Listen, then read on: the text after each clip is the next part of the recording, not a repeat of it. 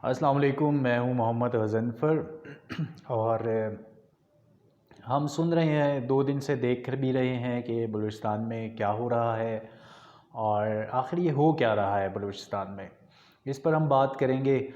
मैं कुछ वीलॉग्स देख रहा था, आपने भी देखे हैं। हमारे जो मतलब सीनियर सहाफ़ी हैं और जो इंतहाई काबिल एहतराम मेरे लिए हैं और मेरे उस्ताद भी हैं, उनसे मैंने सीखा है, मेरे मेंटोर हैं, उनके वीलॉग्स मैंने देखे। और उसके अलावा जो मैंने बहुत से लोगों से इस पे बात की और तकरीबन सब ने, और सियासी लोगों ने भी सब ने कहा कि ये सियासी बहरान है और बलूचिस्तान में सियासी बहरान है। मेरी अपनी एक राय है, उससे इख्तिलाफ़ भी हो सकता है। तो मैं इसे मतलब मैं समझता हूँ कि ये सियासी बहरान नहीं है। सियासी बहरान तो उस वक्त था जब पीडीएम ने तहरीक चलाई थी और जब पीडीएम के जलसे हुए बलूचिस्तान में, मौलाना फजलुर रहमान ने बहुत बड़ा जलसा किया और मुल्क भर में जलसे जारी थे और वो एक बहरान था। उससे पहले जैसे सियासी बहरान हमने देखा कि अपोजिशन ने अदम एतमाद की तहरीक भी ले आई और नाराज़ अरकान की उनको थपकी भी थी और उस थपकी पर जो है नाराज़ अरकान आगे बढ़े थे, लेकिन बाद में जो है वो बहरान टल गया था। अब जो हो रहा है, क्या ये सियासी बहरान है? तो मैं समझता हूँ ये मेरी राय ये है, जो मुझे नज़र आता है, ये सियासी बहरान नहीं है। ये बाप पार्टी का बहरान है, हकूमती बहरान है और इंतज़ामी बहरान है। क्योंकि इस वक्त जो है सेक्रेटरीट में तकरीबन मामला ठप हो चुके हैं। काम नहीं चल पा रहा क्योंकि कुछ समझ नहीं आ रहा है कि ऊँट किस करवट बैठेगा। और दूसरा आप देखें, इंतज़ामी अमूर मुतासिर हो रहे हैं। ताहम वज़ीर आला कोई भी आता है तो उसमें कोई जमात तो तब्दील नहीं होगी, बाप पार्टी का ही वज़ीर आला होगा, सिर्फ माइनस जाम कमाल साहब होंगे। तो माइनस जाम कमाल में मैं समझता हूँ कि जो ये सियासी बहरान नहीं है, ये जो है इंतज़ामी बहरान है, हुकूमती बहरान है और बाप पार्टी के अंदर एक बहरान है जो उनके ख़िलाफ़ फॉरवर्ड ब्लॉक बना हुआ है। तो ये आखिर हो क्या रहा है? तो जनाब हो ये रहा है कि गवर्नमेंट चेंज होनी है। जैसे मैंने आपको अपने पिछले वीलॉग में बताया था, 2 दिन पहले मैंने वीलॉग रिकॉर्ड किया था, उसमें मैंने आपसे कहा कि ये सूरत हाल सिर्फ बलूचिस्तान में नहीं, ओवरऑल है। आप देख सकते हैं कि पीके में क्या सूरत हाल है, पंजाब में क्या सूरत हाल है, वफाक में क्या चल रहा है। तो ये सब कुछ एक मतलब होता दिखाई दे रहा है, क्योंकि इलेक्शन से पहले आपको पता है कि इस तरह की चीज़ें हो जाती हैं। और मौलाना फजलुर रहमान साहब ने कहा था कि उन्हें किसी ने कहा है कि मार्च में इलेक्शन हो जाएंगे, तो वो इस साल मार्च में कह रहे थे, लेकिन नहीं हुआ।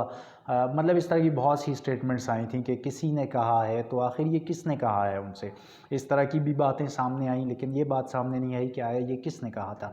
लेकिन ये एक खैर अलग डिबेट है। आप देखें कि ये जो है ना, चीज़ें चेंज हो रही हैं और इस वक्त जो है तेज़ी के साथ चीज़ें बदलती हुई दिखाई देंगी। एकदम अगले लोग कह रहे हैं कि 72 घंटे बलूचिस्तान के लिए, हमें यकीनी तौर पर बलूचिस्तान के लिए, तो आप कह लें कि कितने घंटे भी आप कह लें, तमाम ही घंटे हैं। हमें हो सकता है अगले, कुछ भरोसा नहीं है, 5 मिनट बाद भी कुछ हो सकता है। तो यकीनी तौर पर ये तो एक आम सी बात है कि अगले घंटे हैं हमें, जिस तरह की सूरत हाल चल रही है। लेकिन अगर ओवरऑल हम देखें तो ये साल बहुत है हमें। इस साल में जो है डीजी नैब की तकर्री का मामला चल रहा है। डीजी नैब किस तरह आएंगे, अपोजिशन से बात होगी नहीं होगी वफाक पर, ये मामला चल रहा है। और इसके अलावा इंटेलिजेंस के जो सरबराह हैं, DGISI हैं, वो शायद हो सकता है, मुमकिन है कि वो 22 अक्टूबर से कबल जो है वो किसी कोर को संभालेंगे। किस कोर को संभालेंगे, क्योंकि आर्मी चीफ़ की जो नॉमिनेशन होती है उसमें भी कोर का मामला होता है। तो ये भी एक मसला है। लेकिन ताहम हम कह सकते हैं कि ये दोनों ओहदे, चेयरमैन नैब का और DGISI का, इससे सियासत से कोई लेना देना नहीं है और ना इनका सियासी अमल दखल है। लेकिन फिर भी आपको पता है कि पाकिस्तान में जो है सियासी तौर पर इन ओहदों को भी अहम समझा जाता है। तो खैर ये तो एक डिबेट अलग है। अब जो बलूचिस्तान की हम बात करते हैं, बलूचिस्तान के अगर हम देखें तो यहाँ के डायनामिक्स चेंज हैं। बलूचिस्तान में इस वक्त की क्या सूरत हाल है वो मैं आपको बताऊं कि आज तो वज़ीर आला बलूचिस्तान ने एक मुलाकात की है सरदार याहिया तरीन साहब से, और उनके साथ पार्लिमानी लीडर्स वहाँ पर थे। लेकिन गुज़िश्ता रोज़ उनकी मुलाकातें ज़्यादा रहीं। नाराज़ अरकान से मुलाकातें की बाप पार्टी के, उन्होंने सरदार कैतरान साहब से मुलाकात की, बुशरा साहिबा के घर गए, उन्होंने ज़हूर कुलैदी साहब को अप्रोच किया, उनसे बात की। मतलब वो तमाम नाराज़ अरकान के पास गए और अकबर आसकानी साहब के घर गए। वो रात को 2:30 बजे ज़राए बताते हैं कि उनके घर पर गए थे।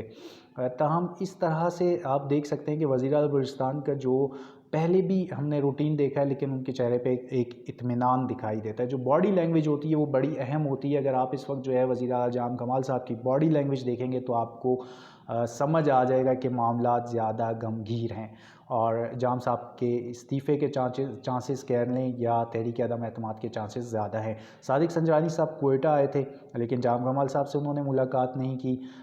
कुदूस बिजिंजो को जाना था कराची ज़रूरी काम से, और वो जो है कराची की फ़्लाइट नहीं थी, और जिसकी वजह से जो है वो सादिक संजरानी साहब के साथ इस्लामाबाद गए, और इस्लामाबाद में उनका एक दिन का स्टे था। वहाँ पर भी यकीनी तौर पर इस्लामाबाद में इसी हवाले से मुलाकातें और बातें हुई हैं। इस वक्त जो सूरत हाल है वो ये है, आप देखें जब हमने नवाब सनाउल्लाह ज़हरी के दौर में देखा, अगर हम उसको शॉर्टली मैं आपको बताऊं, नवाब ज़हरी के दौर में ये हुआ था कि नेशनल पार्टी और पश्तूनख्वा मैप उनके इत्तेहादी थे। उन्होंने कहा कि नवाब साहब आप जो है इस्तीफ़ा ना दें, तहरीक अदम एतमाद का आप सामना करें।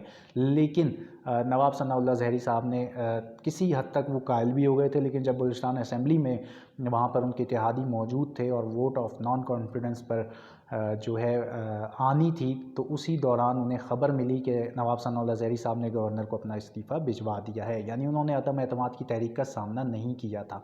अब अगर हम जाम साहब की सूरत हाल को देखते हैं तो उसमें आप देखें कि नवाब साहब की पार्टी के लोग भी उनके अगेंस्ट थे, लेकिन जो उनके इत्तेहादी थे वो उनके साथ खड़े थे।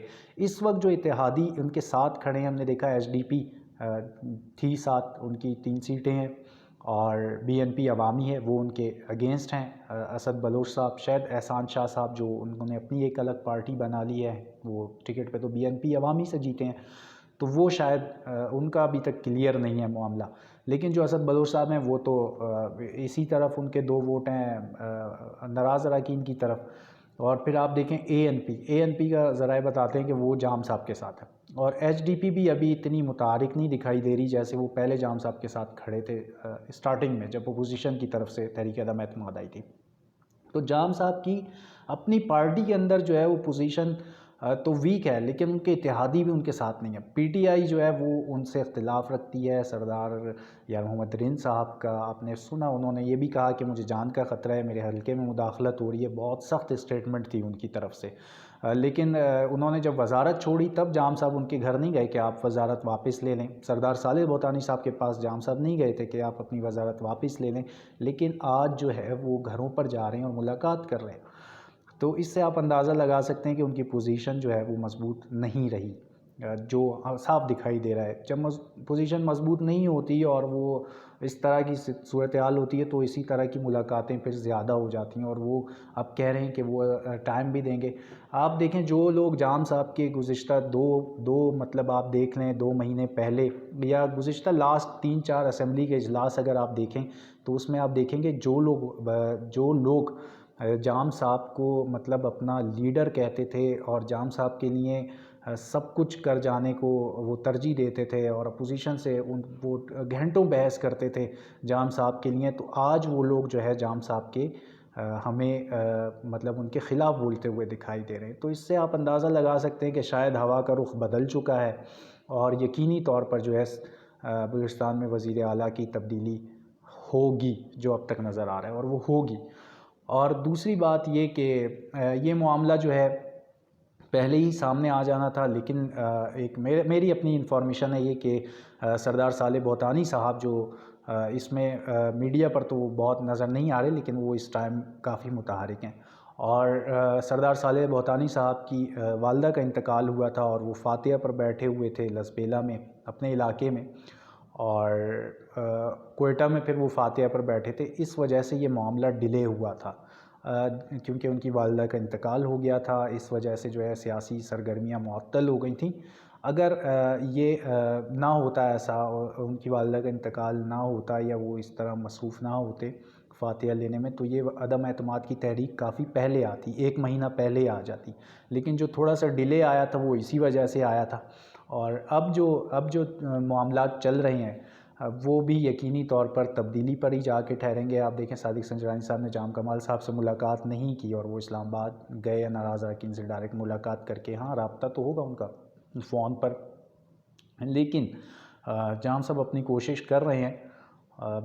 मेरी जो मतलब मुझे जो नज़र आ रहा है तो वज़ीर आला की तब्दीली अब तक तो यकीनी तौर पर मुमकिन है। अगले व्लॉग में मैं आपको बताऊंगा कि बाप पार्टी का इलेक्शन कितना अहम है और बाप पार्टी क्या पाकिस्तान अवामी पार्टी बनने जा रही है, क्योंकि बहुत से लोग इस पे भी डिबेट कर रहे हैं कि ये बाप पार्टी का बहरान है। जैसे मैंने भी कहा, बाप पार्टी का बहरान है और ये पार्टी जो है ख़त्म हो जाएगी, बिखर जाएगी। तो ऐसा नहीं है, बाप पार्टी नहीं बिखरेगी और ये एक नई पार्टी बन के उभरेगी। और उसके लिए मैं आपको अपने अगले व्लॉग में आपको बताऊंगा कि इसका सदर जो बाप पार्टी का आएगा उस पर कितनी ज़िम्मेदारी आयद होगी और सदर की जो बाप पार्टी में नए आने वाले सदर की पोजीशन होगी वो कितनी ज़्यादा अहमियत की हामिल होगी पार्टी के अंदर। तो उसके लिए आप मेरा चैनल ज़रूर सब्सक्राइब करें और मेरी वीडियो पसंद आए तो लाइक करें, और अगर मुझसे इख्तिलाफ़ राय रखते हैं तो कमेंट ज़रूर करें ताकि मैं भी आपकी राय से मुत्तफ़िक हो सकूं या उस पर जो है तहकीक कर सकूं। बहुत शुक्रिया, थैंक यू।